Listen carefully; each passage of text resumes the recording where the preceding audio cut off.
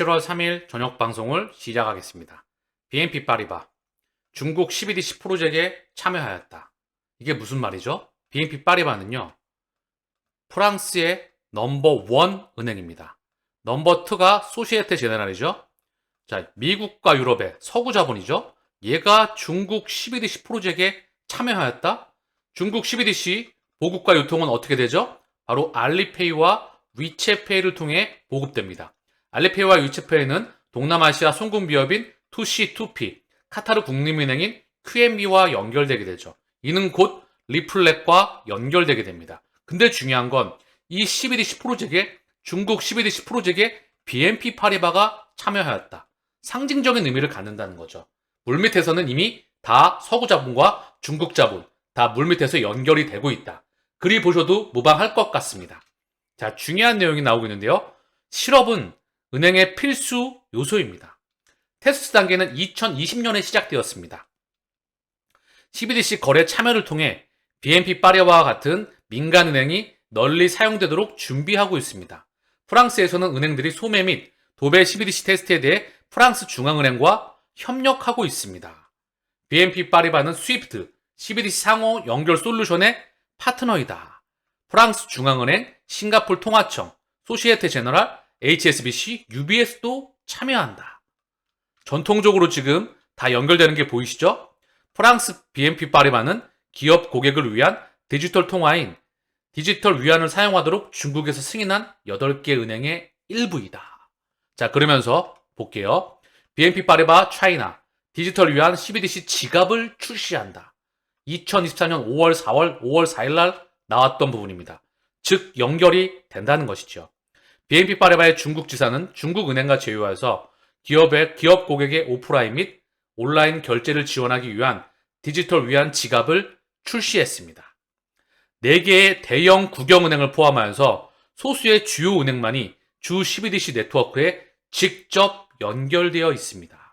가장 중요한 측면 중 하나는 BIS와 공동으로 중국, 홍콩, 태국 및 아랍에미레이트의 중앙은행이 개발한 국경 간 CBDC 플랫폼인 엠브리지, 멀티 브릿지 프로젝트의 지갑을 사용할 수 있는 가능성입니다. 2021년 홍콩 중국은행은 홍콩 DLT 분산원장 기반 무역금융 네트워크인 이트레이드 커넥트와 중국 인민은행 무역금융 플랫폼 간의 거래를 해결하는데 멀티 브릿지를 사용할 수 있는 방법을 설명했습니다. 이러한 맥락에서 디지털 위안화를 사용하는 것은 2020년부터 진행되었습니다. BNP 파리바 또한 이 이트레이드 커넥트의 회원입니다. 감이 오시죠? 이미 물밑에서 연결만이 다 구축되고 있는 것 같습니다. 여기서 잠깐 블록체인에 대해서 우리가 의미를 다시 한번 살펴봐야 될 것 같은데요. 이 4차 산업에서요, 이 블록체인이요, 혈관인 것 같아요. 길인 것 같습니다. 길. 제가 오늘 산책을 하면서 다시 한번 사색을 해봤는데, 인문학적으로 한번 사색을 해봤어요. 인공지능이 세상에서 상당히 많이 주목을 받고 있는데, 블록체인은 그다지 언급되고 있지 않죠. 근데 제가 두 가지 심장이 있는데, 하나는 인공지능. 너무 많이 지금 미디어에서 언급이 되고 있죠. 근데 블록체인이 뭔지 봤더니, 제 생각에는 그렇습니다. 전 세계에 연결되는 이 길인 것 같아요. 먼저 XRP 레저를 통해서 CBDC, 이 부분은 금융기관끼리만 연결이 된다는 거죠. 송금기업, 핀테크 업체가 연결이 되고요. 카드사, 결제망, 이런 애들이 연결이 되는데요. 여기에는 기업과 개인이 참여할 수가 없죠. 자, 기업과 개인, 민간이 참여하는 업체는 소매용 CBDC가 있을 수가 있겠지만 중요한 건 여기는 바로 퍼블릭 블록체인. 그죠? 채굴과 지분 증명을 통해서 여러모로 개발이 많이 되고 있죠. 대표적으로 이더리움입니다. 아시겠죠? 근데 프라이빗 블록체인이라고 하죠. 그들 간의 길은 그들만 통제한다는 거죠. 이 망을 통해서, 이 블록체인 망을 통해서, 이 길을 통해서 바로 CBDC와 NFT와 각종 토큰들과 코인들이 이동을 한다는 거죠. 그리고 여기에 혈액들이 바로 데이터입니다. 천문학적인 데이터들이 이동을 하겠죠. 아까 언급을 드렸습니다. 4차 산업에서 자, 칩이 다 연결이 되게 되죠. 사물 인터넷, 폭증하는 데이터, 그 데이터의 길이라는 겁니다. 아시겠죠? 이 블록체인이 말입니다.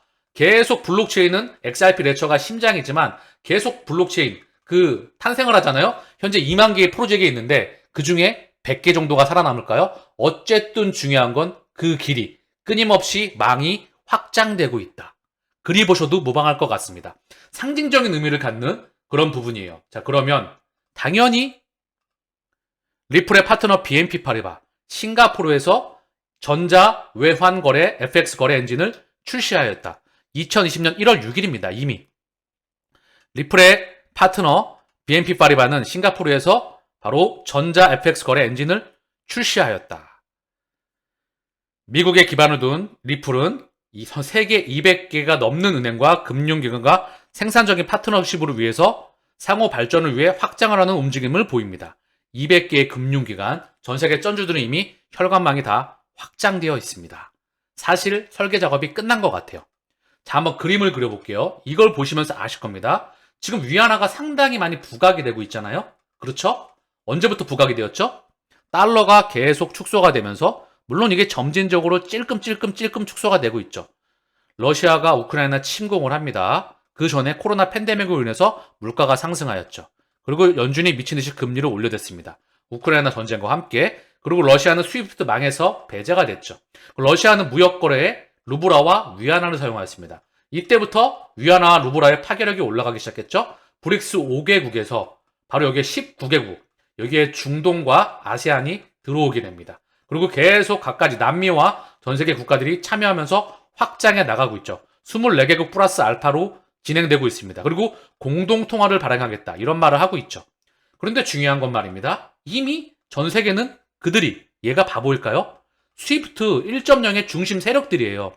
BNP 파리바, 기타 등등. 바로 그들이 만들어내는 두 번째 스위프트 2.0의 망을 이미 겉으로 보기에는 싸우는 것처럼 보이지만 이미 망을 완성해 나가는 것처럼 보입니다.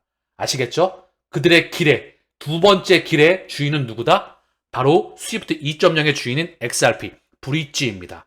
명심하시길 바랍니다. 그 끝은 정해져 있다. 한국과 인도네시아 중앙은행 현지 통화 거래 촉진에 합의한다. 자, 무언가 스위프트 1.0이 부셔지는 게 보고 계시죠? 한국, 아시아의 맹주입니다. 네 마리 용 중에 하나이죠. 한국, 대만은 제조, 홍콩과 싱가포르는 금융, 여기에 인도네시아, 아세안의 맹주 중에 하나이죠. 인도네시아 중앙은행이 현지 통화 거래 촉진에 합의한다. 무언가 의도적으로 스위프트 1.0 망을 부셔버리고 있다. 이게 팩트입니다. 아시겠죠? 우리는 도착지에 가서 기다리면 그만이겠죠. 자, 리플의 유럽 지역 책임자인 샌디 영이죠. 보시면은요, 크립토에서 가장 영향력 있는 20명의 여성이며 파이낸셜 뉴스에서 지금 언급하고 있는데요. 중요한 건 여기 샌디 영이 파이낸셜 뉴스 크립토 업계에서 가장 영향력 있는 20명의 여성에 포함되었다는 소식입니다. 디지털 파운드 재단, 영국의 디지털 파운드, 그거를 발행하는 그 곳이죠. 여기서 바로 리플의 정책 책임자인 수잔 프라이드먼, 여기에 리플이 재단의 회원이 되기로 선택한 이유에 대해 언급을 하였다. 하지만 공식적으로 여기 이사회 의장으로 있습니다. 상징적인 의미를 갖는다는 거죠. 예전에 유럽의 맹주가 바로 달러 이전에 바로 기축통화인 파운드화였습니다. 파운드화, 영국의 증기기관과 함께 수백 년 이상을 세상을 지배해왔죠. 파운드화에서 달러로 넘어갔습니다. 그리고 그게 100년이 되었죠. 상징적인 의미를 갖는 거예요. 디지털 파운드 재단에서 다시 한번 언급하고 있는데요. 유럽위원회는 이번 주 집회와 동전을 계속 사용할 수 있도록 하기 위한 두 가지 제안을 하였으며 유럽중앙은행이 현금을 보완하기 위해 발행할 수 있는 디지털 유로에 대한 프레임워크를 마련하였다. 디지털 유로와 디지털 파운드는 같이 연장선상에 있다. 그리고 얘네는 스위프트와 연결이 되죠. 그리고 엑센추와 리플은 하나로 연결이 됩니다. 노래 반복말처럼 제가 방송 때마다 언급을 드리고 있죠. 자, 디지털 파운드 재단의 SNB, 스위스 국립은행이죠. 스위스 국립은행은 디지털 통화 파일럿을 시작하였다. 6 디지털 거래소에서 도매 중앙은행 디지털 통화를 발행할 것이라고 중앙은행 회장이 월요일 취리에서 열린 회의에서 말하였다. 다 연결이 되고 있다는 걸 의미합니다. 그들은 파산한 암호화폐 거래소 FTX 다시 운영되나 리브랜딩 가능성 높다. FTX에 투자했던 사람들이 누구죠? 여기 블랙록도 포함되어 있고요. 소프트뱅크도 포함되어 있고요. 그리고 테마섹도 포함되어 있습니다. 이 테마섹은요. 블랙록의 주주 중에 하나예요. 결국 뿌리가 같은 기득권이라는 거죠. 얘네가 들어갔는데 바보겠습니까? 100%, 저는 100% 의도적이었다 보고 있어요. 그리고 부셔놓고 난 다음에 다시 살리고 있는 과정 중에 있다. 코로나 팬데믹과 우크라이나 전쟁도 저는 의도적으로 보고 있습니다. 그게 아니면 설명이 안 돼요. 아시겠죠? 제가 코로나는 민감한 사항이라서 말하는데 약간은 제약이 있어요. 추후 다시 한번 또 자세하게 언급드릴 기회가 있을 거라 생각을 합니다. 비트코인 현물 ETF 신청서 4건 수정 제출했다. 코인베이스와 협력을 한다. 감시 공유 계약 이 부분과 관련하여서 최근 블랙록을 시작으로 피델리티, 위즈덤 트리, 반예크, 아크 인베스트먼트, 갤럭시 디지털, 인베스코 등이 비트코인 현물 ETF 출시 대열에 뛰어들었다. 미국 6위의 자산운용사, 세계 1위의 자산운용사, 세계 4위의 자산운용사. 자, 그 다음에 위즈덤 트리, 반예크, 아크 인베스트먼트, 갤럭시 디지털은 원래 코인, 디지털 자산에 상당히 오랫동안 투자했던 사람들이죠. 여기는 전통 트레디파이, 전 세계를 지배해왔던 금융기관들. 얘네가 ETF 출자 대열에 끼어들었다. 블랙락은 나스닥과 함께 다른 기업들은 1252와 협력해 해당 작업을 추진 중이다. 자, 계속 시그널이 다가오고 있다는 것을 명명백백하게 언급하는 거라 생각합니다. 자넷 옐런 재무장관 중국에 간다. 6일에서 9일 공식 일정 확인하였다. 이것 또한 상징적인 거네요. 자넷 옐런 그리고 전 연준 의장입니다. 자, 이 사람이 중국에 간다. 6일에서 9일 공식 일정을 확인하였다. 자, 계속 뭔가 유의미한 소식이 나오고 있다는 거죠. 미중 관계가 화해 모드로 가고요. 더불어서 바이든 대통령과 미국 주재 중국 대사가 또 바이든 대통령을 만났던 것 같아요. 상당히 분위기가 예전과는 다릅니다. 무언가 소식이 곧 터질 것 같다는 소식이 나올 것 같아요. 물론 지켜봐야 되겠죠. 월가 미국 경기 침체 진입 올해 말 아닌 내년 초이다. 뱅크 오브 아메리카의 최고 경영자는 인터뷰를 통해서 미국 경제가 당초 예상과는 달리 내년 초에 침체에 빠질 수 있다고 예상하였다. 내년 언젠가 글로벌 경기 침체가 동시에 일어날 수도 있다. JP모건 이코노미스트들도 저랑 보는 게 같네요. 그쵸? 뱅가드의 이코노미스트들도 미국 경기 침체 가능성이 높다고 보면서도 올해에서 내년으로 연기될 가능성이 크다. 내년 중반부 기준점입니다. 그거보다 딜레이 되거나 그거보다 빨라지거나 그 기점이 될 것 같아요. 물론 그 시기는 그들이 정합니다. 회의에서 시그널이 나올 겁니다. 시나리오 1 제가 시기를 말씀드리라고 했죠. 자, 주미 중국 대사가 취임 한 달 만에 바이든을 방문하였다. 지금 악수를 하고 있죠.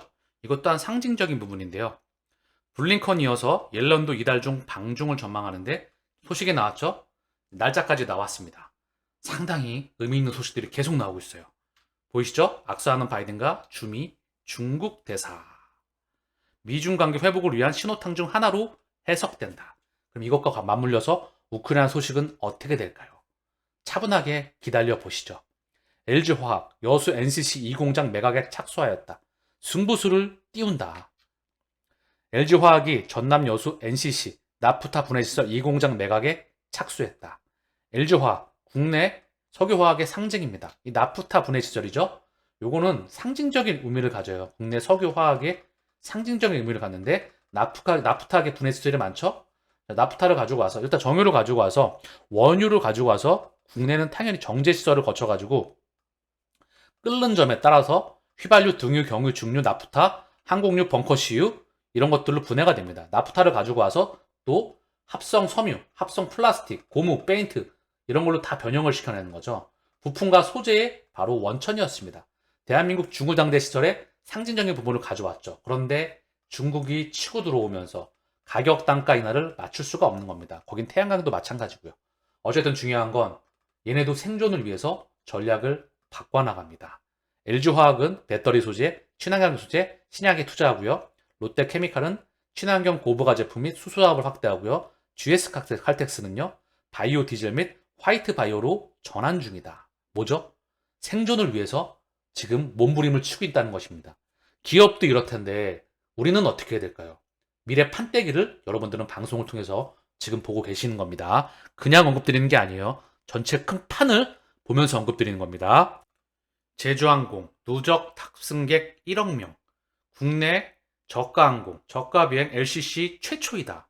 1억 명이 중요한 게 아니고요. 중요한 게 뭐냐면요.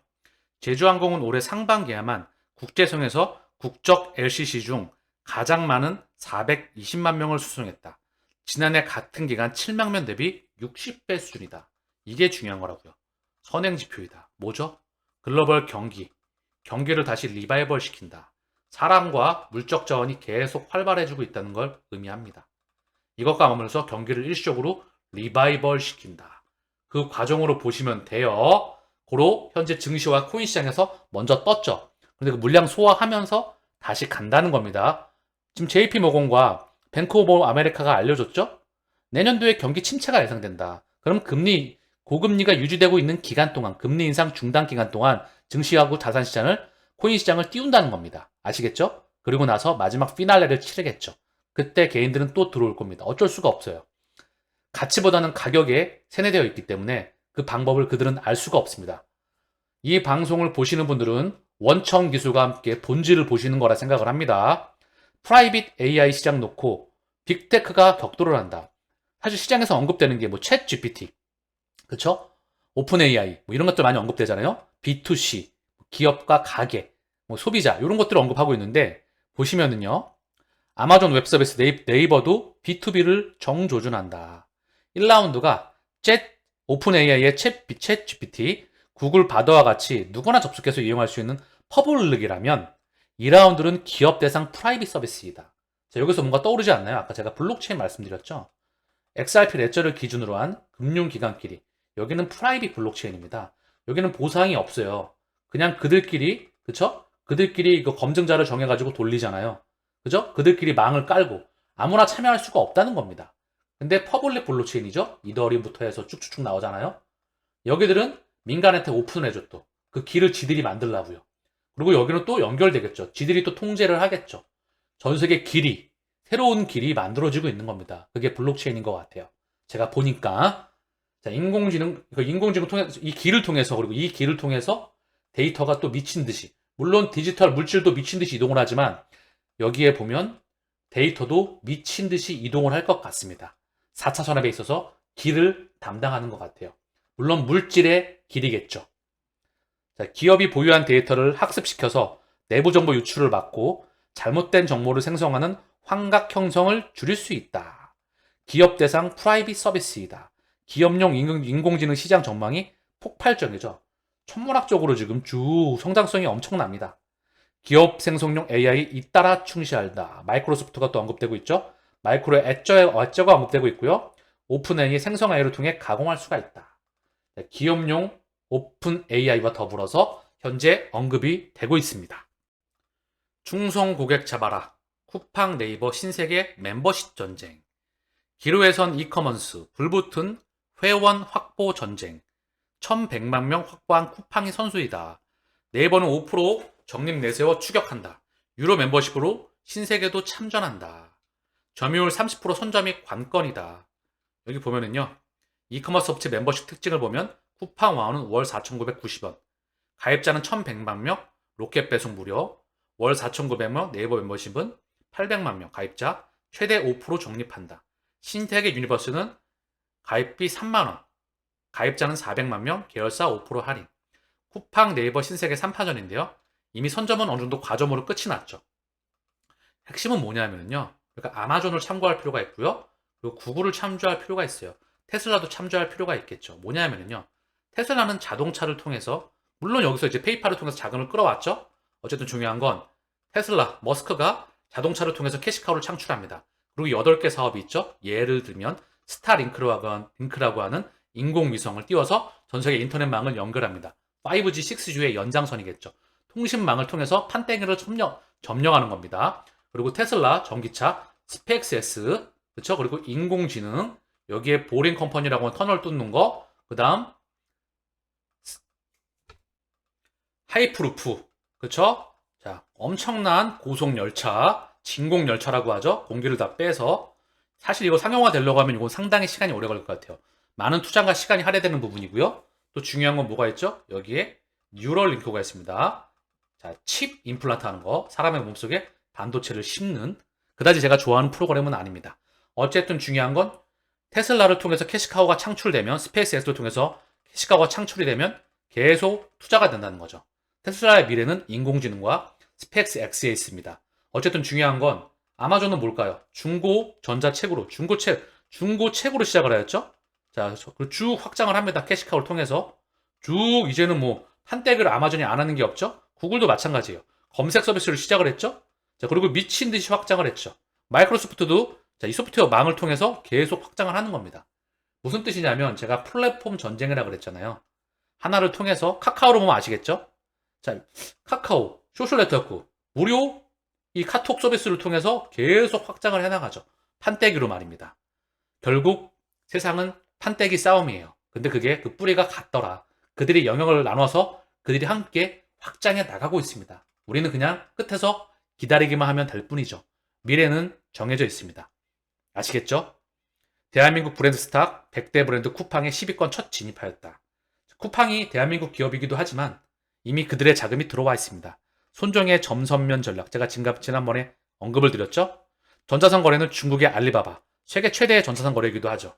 그리고 한국의 쿠팡, 인도의 스냅딜, 싱가포르의 라자, 인도네시아의 토코피디아. 여기다 점을 다 찍어놓고 이미 망을 점령해 놨습니다. 미국의 우버, 중국의 디스투싱, 싱가포르의 그랩, 브라질의 99, 인도의 올라, 차량 공유 제국도 완성을 해놨어요. 다시 한번 언급을 드립니다. 점을 찍고 선을 연결해서 땅덩어리가 이미 점령이 끝이 났다는 겁니다. 그들 간의 판싸움과 함께 파이가 정리가 되고 있을 뿐입니다. 이 종목에 주목하라. 1조 원 굴리는 펀드 매니저들의 조언. 이게 중요한 게 아니고요. 하반기 시장 기대하라. 기대는 기술주. 대는 대형주라고 해요. 금리 인상 중단 기대감. 먼저 올랐습니다. 막상 중단하고 나면 차익 실현 물량 나오고 그 다음 올라갈 확률이 높다. 기술 투심 개선될 것. 대형주 실적 개선도 점쳐. 반도체 AI 전기차 유망하다.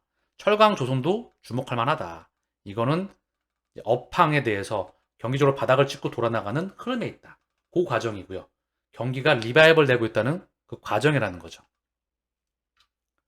아직 금리 고점 아니야. 힘못 쓰는 미국 채권 ETF. 자, 금리 인하 지연이 되고 있다. 일부 손실 가능성.